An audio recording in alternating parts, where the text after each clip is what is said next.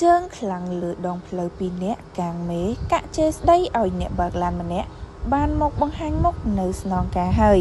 ក្រុមដើរតួជាអង្គរៈដែលធ្វើឲ្យមានការភ័យខ្លាចអ្នកធ្វើដំណើរតាមដងផ្លូវសាធារណៈដែលល្បីក្នុងបណ្ដាញសង្គមបានមកដល់ស្នងការនគរបាលរាជធានីហើយនេះបើតាម page Facebook ឧត្តមសេនីយ៍ឯកជួននរិនអគ្គស្នងការរងនិងជាស្នងការនគរបាលរាជធានីភ្នំពេញ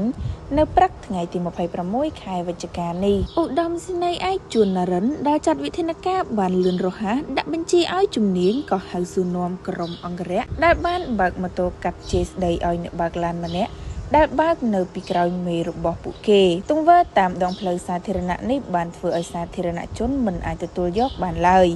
ឧត្តមសេនីយ៍ឯកជួននរិនបានគូបញ្ជាក់បន្ថែមថាបើនៅមានបែបនេះទៀតសូមបញ្ឈប់ជាបន្ទាន់ខ្ញុំមិនអនុញ្ញាតឲ្យមានបែបនេះក្នុងសង្គមដែលប្រជាជនយើងស្អប់ខ្ពើមនោះទៀតទេ